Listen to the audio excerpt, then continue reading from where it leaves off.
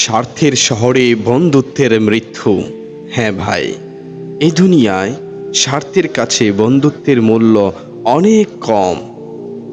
তাই আজ আলোচনা করব স্বার্থ ও বন্ধুত্বের মধ্যে কতটুকু দেয়াল রয়েছে এবং প্রকৃত বন্ধু কে কে আপনার আমার প্রকৃত বন্ধু। তো আমার চ্যানেলে নতুন হলে অবশ্যই চ্যানেলটিকে সাবস্ক্রাইব করবেন এবং কমেন্টে অনুভূতি জানাবেন। চলুন শুরু করা যাক। একটা সময় ছিল রাস্তার ধারে দাঁড়িয়ে থাকা সেই ছেলেটাকে একদিন সবাই বন্ধু বলতো। একসাথে খেলতো, হাসতো, এমনকি কাঁদতো। কিন্তু দিন বদলে গেল, স্বার্থ ঢুকে গেল বন্ধুত্বের মাঝে, আর সেই ছেলেটার চারপাশটা হয়ে গেল ধূসর।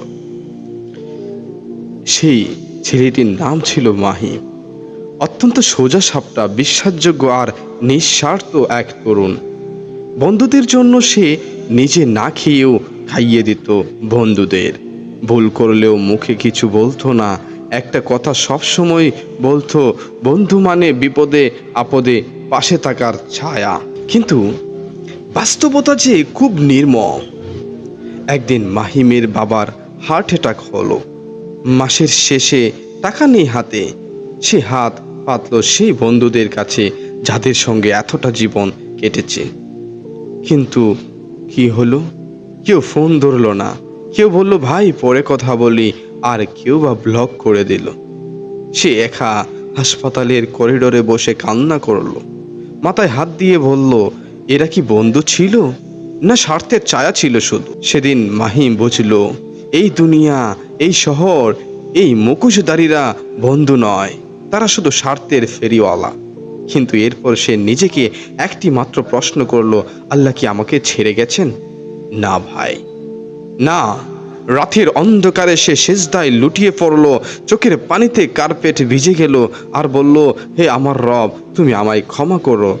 আমি কিছুই হারাই নাই, কিন্তু তুমি যদি মুখ ফিরিয়ে নাও আমি কিছুই না। দুনিয়ার মানুষ যখন স্বার্থ দেখে তখন বন্ধু হয়, আর যখন স্বার্থ ফুরিয়ে যায় তখন শত্রুর মুখোশ পরে দাঁড়িয়ে যায়। কিন্তু প্রশ্ন আসে, তাহলে কি বন্ধু নেই? অবশ্যই আছে। প্রকৃত বন্ধু সেই যে স্বার্থ ছাড়া ভালোবাসে। আর এমন বন্ধু শুধু আল্লাহ হতে পারে এবং আল্লাহর প্রিয় হাবিবই হতে পারে, কারণ তিনি একমাত্র যিনি কখনো মুখ ফিরিয়ে নেন না। আর প্রিয় হাবিব, উনি তো এমন এক বন্ধু, সে সারাটা জীবন এবং মৃত্যুর পরেও কিয়ামত পর্যন্ত এবং কি হাসরের দিনও সে আমাদের মতো পাপীদের জন্য কাঁদতে থাকবেন। আমাদের জন্য সে কাঁদতে থাকবেন, সেজদায় লুটে পড়বেন, কিন্তু নিজের জন্য নয়। সেই হলো আসল বন্ধু। এই স্বার্থপর দুনিয়ায় সবকিছু হারিয়ে একদিন আমি বুঝেছি, বন্ধু মানে আল্লাহ ও আল্লাহর রাসূল।